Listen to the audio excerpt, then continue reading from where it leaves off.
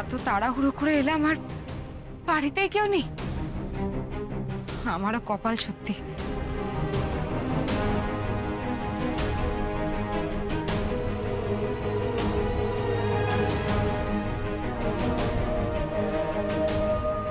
কাকে চাই? আমি শিলা মাসির সাথে দেখা করতে এসেছিলাম।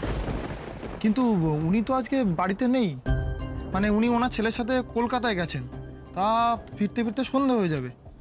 আপনি একটা কাজ করুন, আপনি কালকে আসুন। হ্যাঁ, উনি অবশ্য জানতেন না আমি আসবো। আমার ওনার সাথে দেখা করাটা খুব জরুরি। আচ্ছা, আপনি আমাকে ওনার ফোন নাম্বারটা দিতে পারবেন? Phone number? দেখুন, আমি আপনাকে চিনি না, তাছাড়া মাসিমা আমাকে কিছু বলে যাননি। ঠিক আছে ঠিক আছে, আমি এক কাজ করছি, আমি আমার নাম আর আমার ফোন নাম্বারটা দিয়ে যাচ্ছি, তাহলে আপনি ওনাকে একটু দিয়ে দিতে পারবেন তো? হ্যাঁ হ্যাঁ নিশ্চয়ই, আমি তাহলে কাগজ আর পেন নিয়ে আসি। না না দাঁড়ান, আমার কাছে আছে।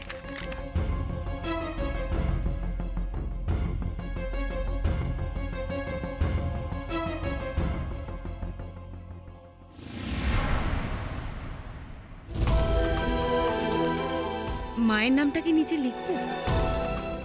না না থাক, যদি মায়ের নাম দেখে আমার সাথে যোগাযোগ না করতে চান উনি।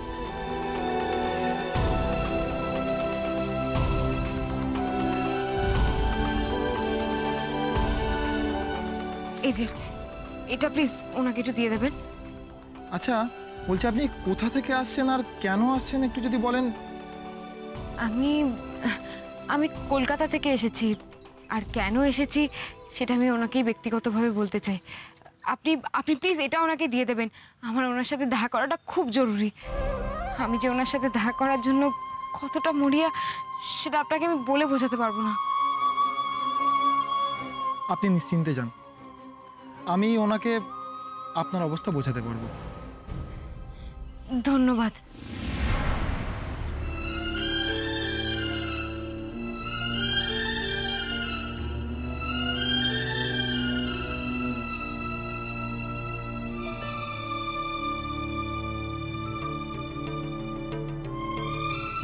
এই বন্ধ দরজাটা খুললেই আমি যেন আমার মাকে দেখতে পাই। ভগবান,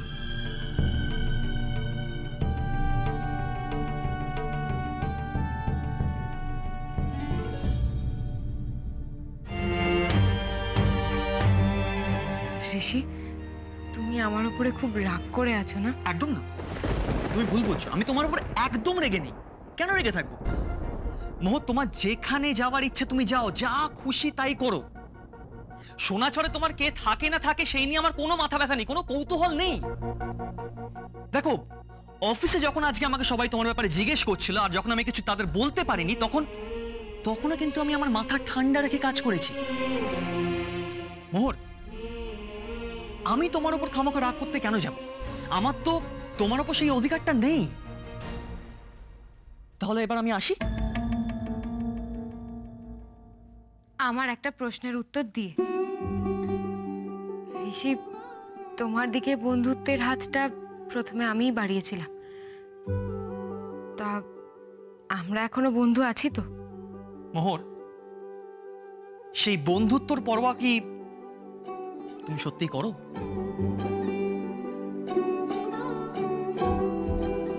মানে চিতো তোমার আর পটও তোমার। একদিকে তুমি আমাকে বন্ধু বলো, আর একদিকে তোমার সব জিনিস থেকে, সব কিছু থেকে আমাকে অন্ধকারে রেখেছো। এটার মানে কি? হ্যাঁ ঋষি, কিন্তু বন্ধুত্বর মানে যে বিশ্বাস, সেটা তুমি জানো তো? কিন্তু কোনো কিন্তু নয়। এবার তুমি ওপরে যেতে পারো। টাটা।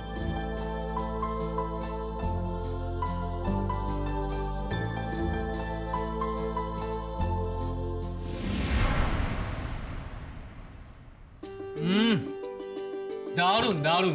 এটাও দারুণ খেতে, কি ভালো রে মিষ্টিগুলো। অসাধারণ প্রত্যেকটা। এই যে মিলি ওলি জিৎ এত মিষ্টি খেয়েছে না, কেউ রাত্রে খাবে না বলছে। আমিও খাবো না। কি ব্যাপার কাকান? এত মিষ্টি এনেছে যে, উপলক্ষটা কি? আমি জানি, দাদা এনেছে। ও কি মিষ্টি? মিষ্টি তুমি এনেছো তো? আমি কেন আনতে, তুই জানিস নি? না, আরে না গো, মোহর এনেছে। উফ, কোথায় মেয়েটাকে আমরা নিমন্ত্রণ করে খাওয়াবো, তা না এক বাক্স মিষ্টি এনেছে দেখো। মনে হয়েছে আরে দাদা ভাই দাঁড়াও না, দিচ্ছি, দাঁড়াও। প্রত্যেকটা ভালো, প্রত্যেকটা ভালো।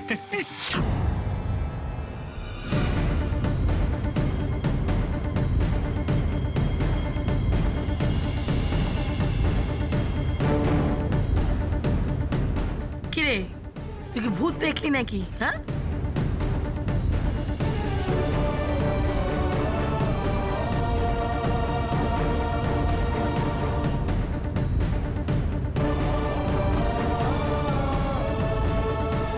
এ কি রে, মিষ্টির বাক্সের টাকা?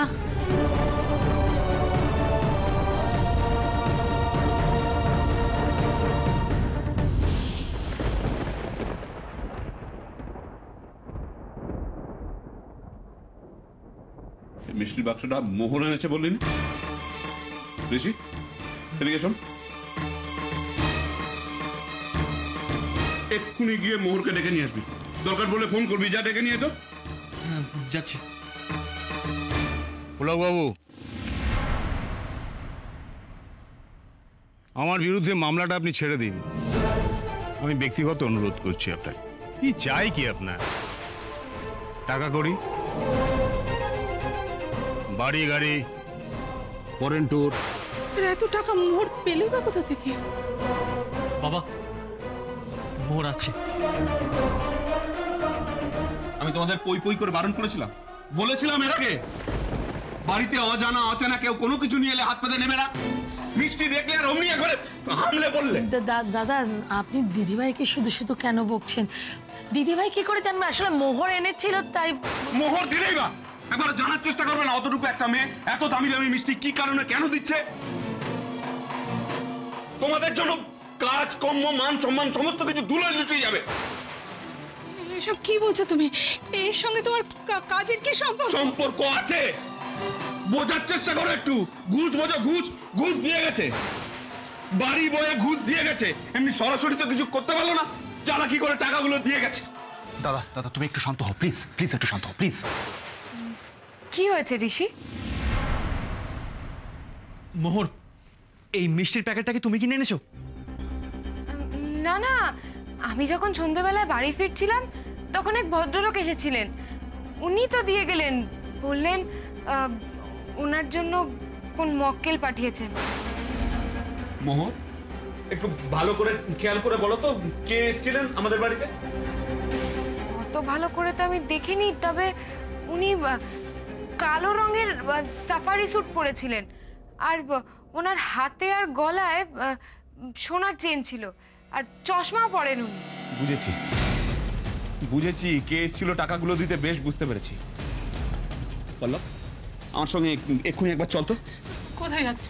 কোথায় যাচ্ছ মানে? এই টাকাগুলো নিয়ে মাথার বালিশ করে শুয়ে থাকলে তো হবে না, জায়গা মতন কথাটা এক্ষুনি জানিয়ে দিতে হবে। চল তো আমার। দাদা দাদা এটা কি তুমি বক্সিদের কেসটার সঙ্গে এটা রিলেট করছো? বক্সিরা ছাড়া এই ছোট রুকি আর কেউ করতে পারে না।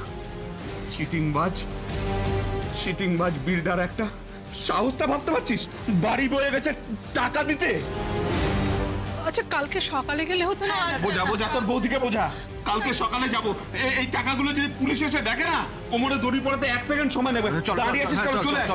চল। ঋষি যা না। কাউকে যেতে হবে না ঋষি, তুই বাড়িতে থাক, দরকার হলে আমি ফোন করবো। চলে আয়। চল।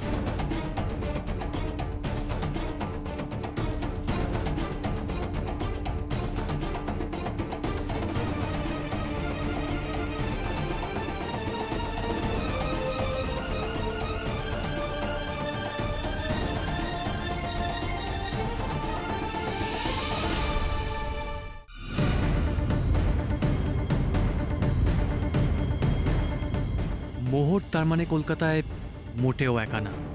আর যদি অনুপমা নিজের চোখে তোমাকে দেখতে পেত? আমার মা কি আর বেঁচে নেই?